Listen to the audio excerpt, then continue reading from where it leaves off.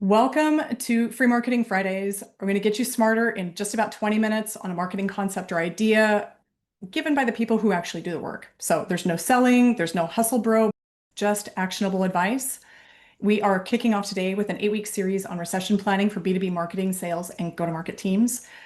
So everyone right now is pretty stressed out. If you're paying attention, everybody is just not quite level set, not easygoing. Everybody's pretty stressed right now. We're looking forward to trying to navigate whatever is coming up economically with as much grace as possible, but we might be coming into a recession, right? So I spent the last big recession in the travel tech industry and it sucked. It sucked big time, but I took notes and now you get to learn what worked well and what didn't work well and what to do differently this time. So welcome to Free Marketing Fridays. Let's get started this week. So depending on who you listen to, we're either in a recession, going into a recession, or might be going into a recession, or we're definitely not going into a recession. Whatever the case may be, teams generally right now are facing bigger targets and goals, smaller budgets to get those things done, and fewer people, fewer hands to get those projects done. And we also have less room for error, which means reduced opportunities for experimentation. It's kind of a stressful time for everybody. So, in response to growing pressure to perform better with a whole lot less, teams right now are frantically rewriting messaging, rethinking their spend, and trying to optimize budgets, trying to get more out of the money that they do have, and even retooling their go-to-market playbooks, trying to identify the channels where their prospects are spending time and tinkering with their sales approaches. Teams right now are literally throwing spaghetti on the walls and they don't have the time or the budgets to be experimenting. The opportunity cost is just too great to spend all that time working on something that might not work.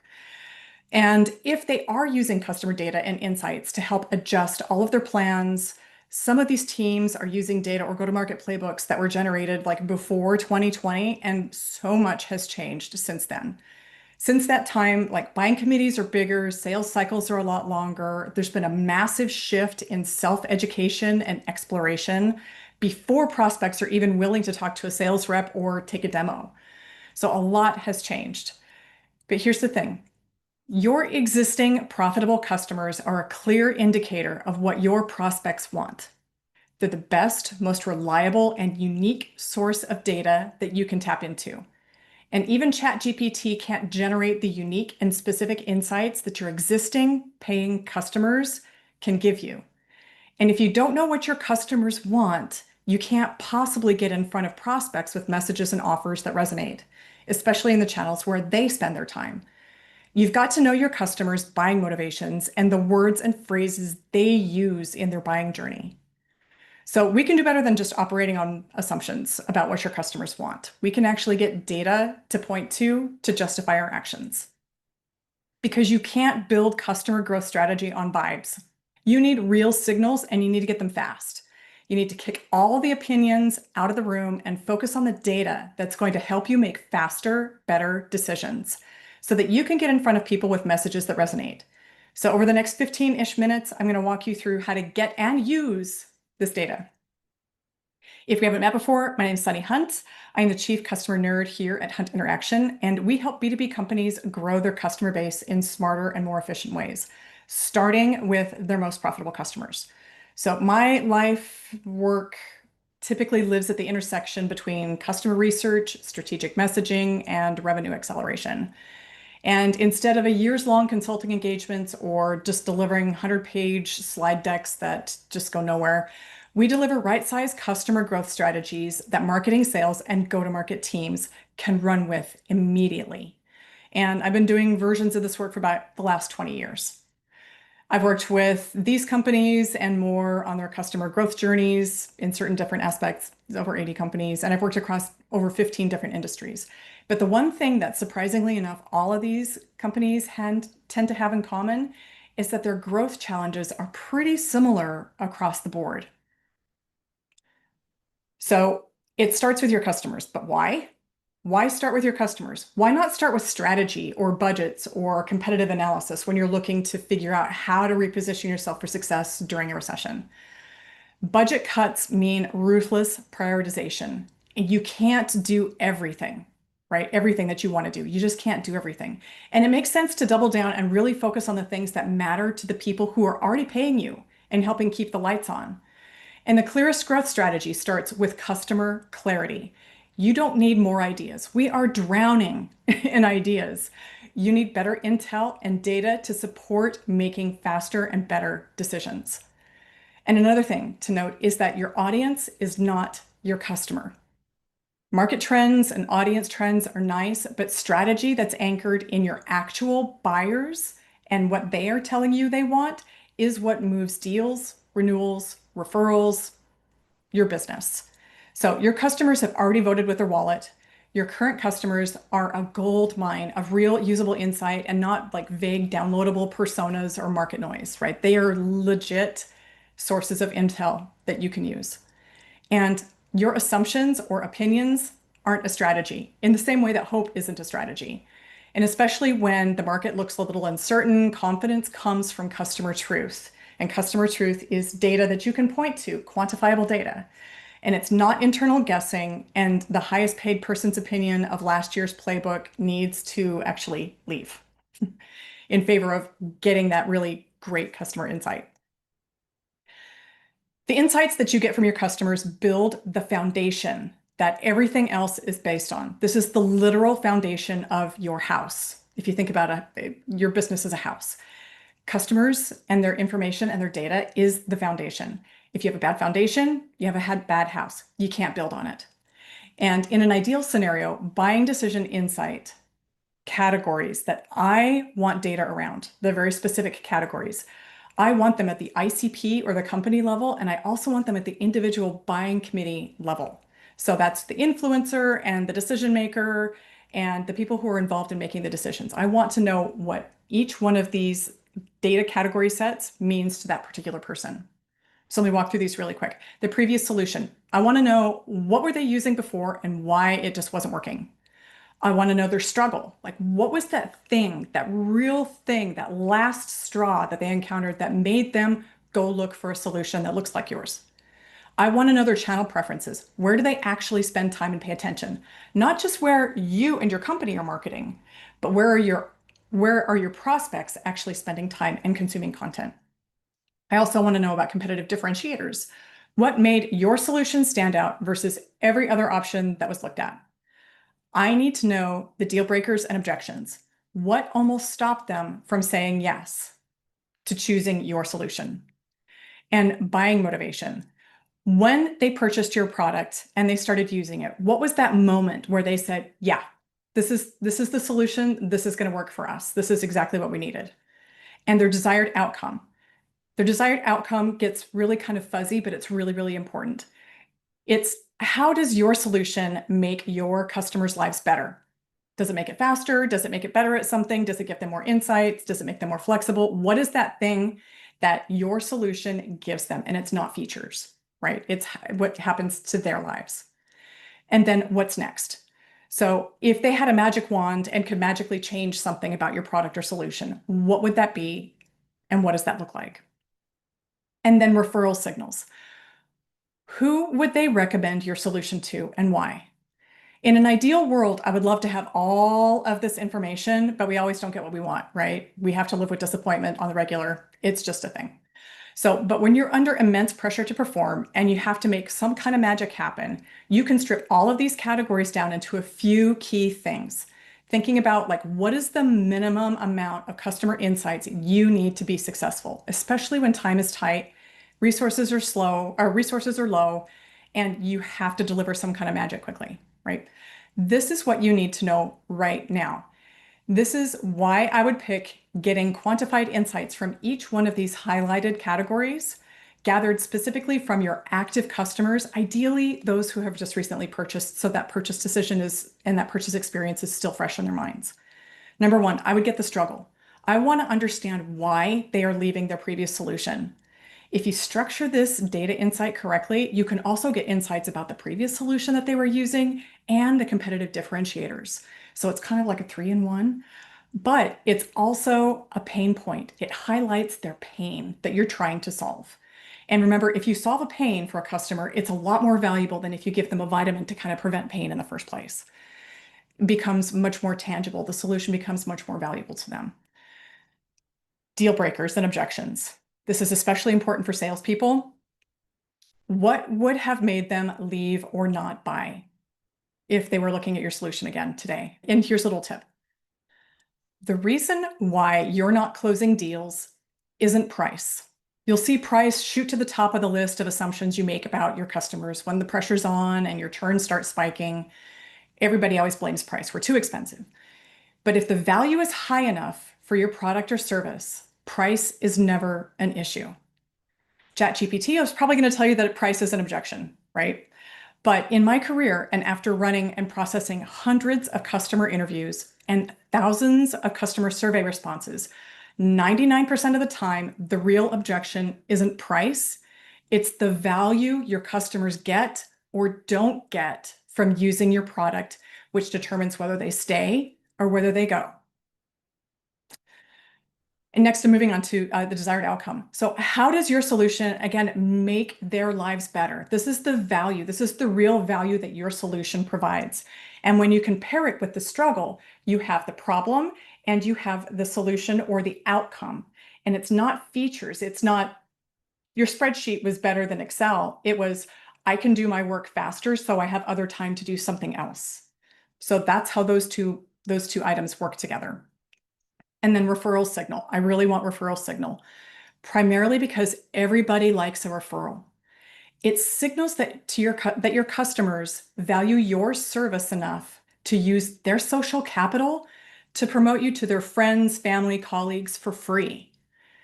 CEO and your leadership teams love an NPS score. I've never met a CEO who doesn't love an NPS score, as specifically as a referral signal. But honestly, like, you can come for me later and we can talk about this later. Maybe this is a different topic for a different week, but NPS scores are hot garbage. They're terrible. NPS is a flawed system that's been adopted to deliver vanity metrics and make people feel good about how their customers feel about their company.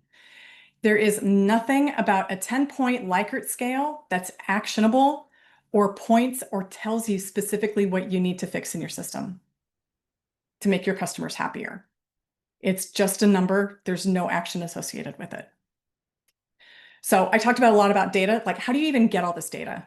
You don't have time for a months-long research project. You don't have the budget to hire a research firm. You've got to get scrappy. So where do you even find all of this data? You can get a lot of this data from sources that you already have. If you automatically default to ChatGPT, though, it's going to lie to you. It doesn't matter how good your prompt is about getting customer insight information, ChatGPT is going to hallucinate. At some level, it's going to hallucinate and lie to you. It also doesn't include the nuance that you need to tap into emotions like frustration, irritation, low-key panic, right? It can't capture those accurately. And also, your competitors have access to these very same tools, just like ChatGPT. So if you want to continue to swim in the sea of same, by like all means, go ahead, use ChatGPT.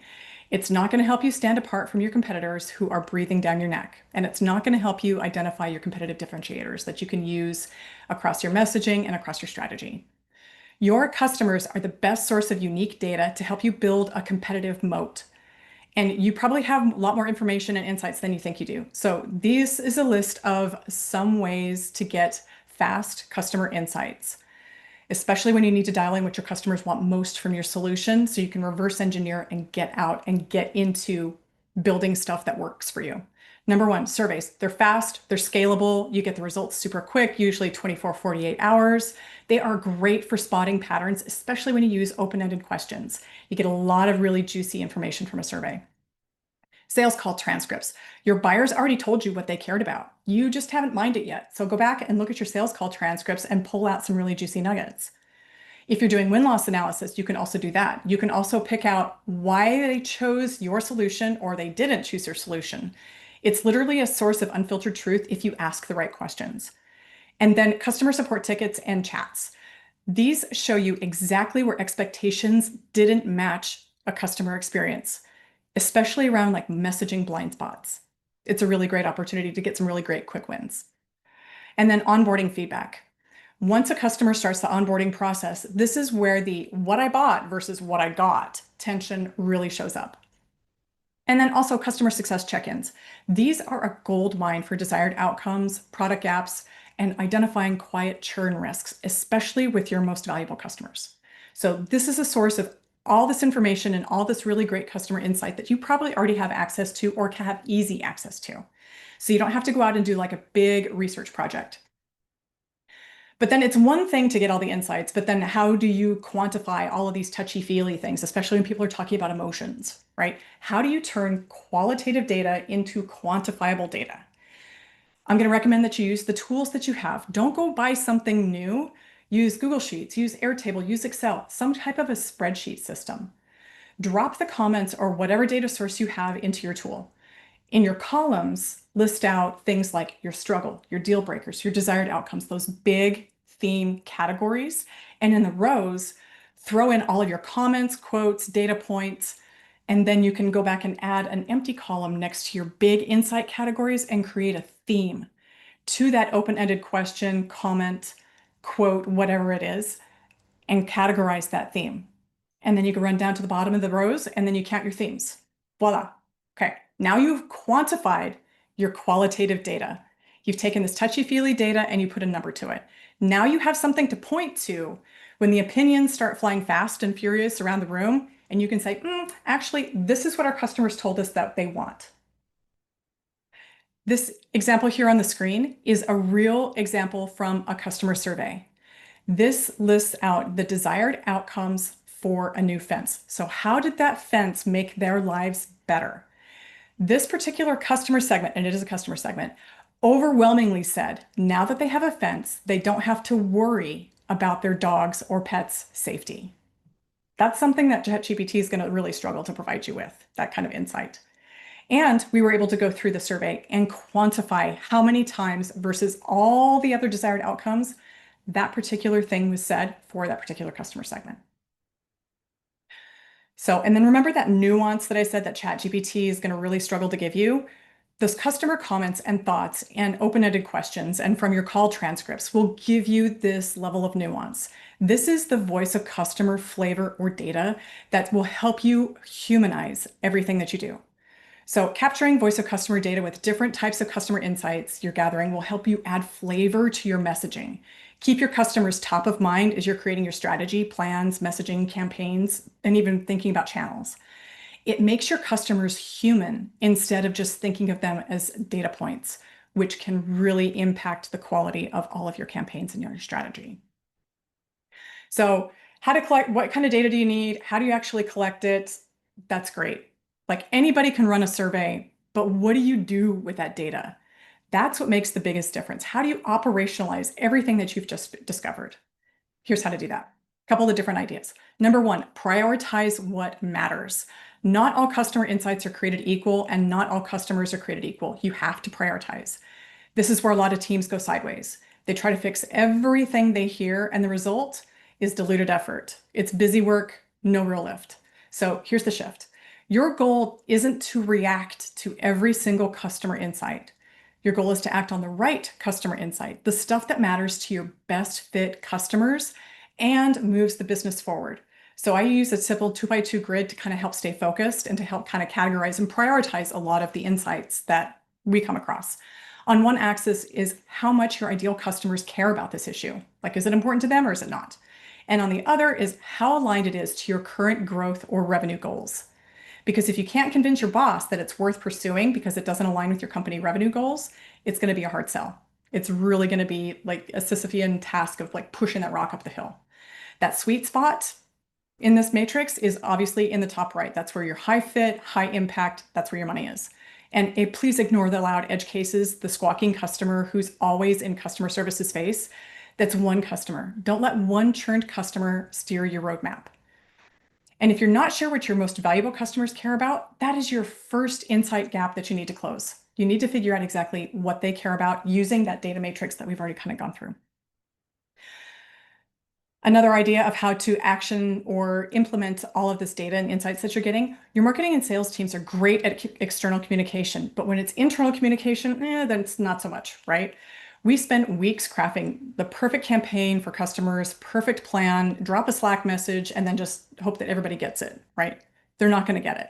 Here's the reality. If your customer insights don't change how your teams operate, it's just more noise and it's just another thing they have to check off a box on their task list, right? This is especially true with insights around buying behavior, friction, or objections. Sales needs this information. Product teams need to hear this information. Your customer support and customer success teams definitely need to hear this information. And your leadership team also needs to hear it. So here's the move. Run a 30-minute insight playback session. Don't do any big decks, no overthinking. You can even do this asynchronously, right? But just share the 3 to 5 quantified customer insights along with raw customer quotes or clips that align with the problem your team is trying to solve. Then ask, if this was our number one customer, what would we do differently? Issue the challenge to come back with creative thinking to solve this particular sticky issue and then follow up. So this moves everything from research findings to an active work team level problem solving expedition. And then finally, pin it to the journey. Like customer insights are really great, but if you don't know where it shows up in your customer's experience or your journey, you can't fix it. You have to pin the customer insight to a specific point in the journey. Don't just say, buyers are confused about pricing. Figure out where that confusion hits. Is it on the website? Is it in the demo? Is it during onboarding? And the same goes for objections, delays, dropped deals. They're not just abstract problems. They're specific moments of friction in your funnel and the experience that deserve to be solved. So go ahead and create a really super simple customer journey map and drop in real customer quotes or themes at each key stage: awareness, valuation, purchase, onboarding, renewal, expansion, whatever it is. Highlight the expectation versus reality gap. And that gap, that's your opportunity to fix. Because now you're not just saying customers are confused, right? You're showing exactly where the confusion lies and which teams can hop in and fix it. Could be a quick fix, could be a bigger fix. Who knows? But identifying the gap and identifying the problem is the first step in solving that problem. And so this is how you're going to turn all these insights into action in your organization fast. That was a lot. I'm a little bit over time. Apologize. But here we go. So this is boiled down. Everything we talked about today comes down to 2 things. Number 1, insights gathering and application. So when you're gathering customer insights, just keep in mind that your customers are key to successful growth strategy. And your insights weigh over assumptions, win out over assumptions every single time. And fast, scrappy data beats slow, perfect research, hands down, because it's something you can act on immediately. And then when you're applying these insights, prioritize the actions aligned with your best fit customers and your goals, your company goals. And then align your teams. You've got to communicate and share what you learn and continue to follow up in order to encourage action. And then you can pin insights to the customer journey, find and fix that point of friction. And so with that, our time is up today. Thank you so much for your time and attention. And then, this is a quick wrap up, but thanks a lot. And I will see you for the next Free Marketing Friday.